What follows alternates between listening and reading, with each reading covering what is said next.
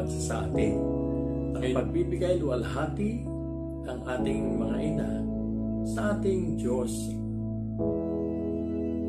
So, bukod sa siya ay kaloob na pinagpala, atin din pag-uusapan ang katotohanan na ang kaloob na ito na mula sa Diyos ay nakapagbibigay ng luwalhati sa Kanya. Di po ba yan ang mahalaga sa ating buhay? To glorify God. Nabanggit ko nga ng mga karaang message that the chief end of man is to glorify God and enjoy Him forever. Kaya ito po ay mahalaga na ang ating mga nanay ay at ang kanilang mga bahagi sa lipunan, sa sambahayan ay makapagbigay ng kapurihan at kalwalhatian sa Diyos. Pangatlo, bukod sa ang ina ay kaloob na pinagpala, bukod sila ay nagpapakita at nagbibigay luwalhati sa ating Diyos, sila ay kaloob ng Diyos, binigay ng Diyos para sa ikabubuti ng bawat pamilya, ng bawat sambahayan.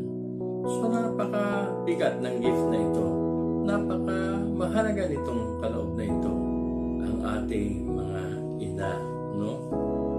Nakikita natin na ang aklat ng kawikaan ay binubuo ng mga salawikain, mga kasabihan na punong-puno ng katotohanan. Ito ay naglalaman ng mga statement o mga bahagi na yung iba ay walang konteksto, pero separately sila ay kumpleto sa kanilang kapahayagan ng mga puting mga aral na mga katotohanan na mula sa Diyos. Kaya ang kawikaan ay binabanggit sa Kawikaan 31. Makikita po natin talatang 1 na ang kawikaan ay galing sa turo ng ina. Sabi dito, ito ang payo ni Haring Lemuel ng masa, mga kawikaang itinuro ng kanyang ina. Ang nanay maraming words of wisdom no?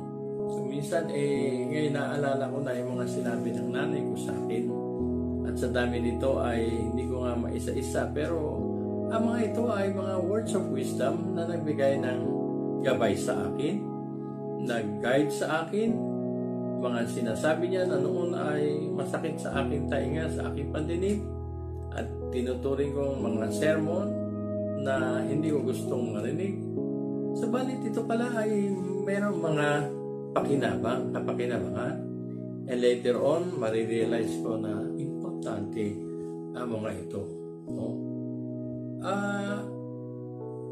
Kaloob na pinagpala ang ating mga ina, sapagkat binigyan sila una sa lahat ng karunungan.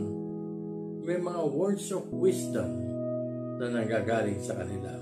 Halimbawa dito sa Kawikaan 13, talatang 20. Sinasabi dyan sa talatang yan kapag ikaw ay bumarkada sa mga mangmang o nakisama sa mga mangmang, ay ikaw ay mapapahamak, mapapasama ka sa gulo, no?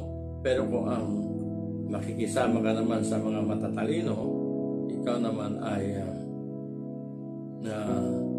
doon sa mga may unawa, ikaw ay magiging bright, ikaw ay magiging knowledgeable, ikaw ay magiging matalino. Totoo nga yan, at sinundan niya ng mga kasabihan na birds of the same feather flock together. So tell me who your friends are, and I tell you who you are. At tawa po ay maging maligaya kayo sa araw pong ito. Purihin ang pangalan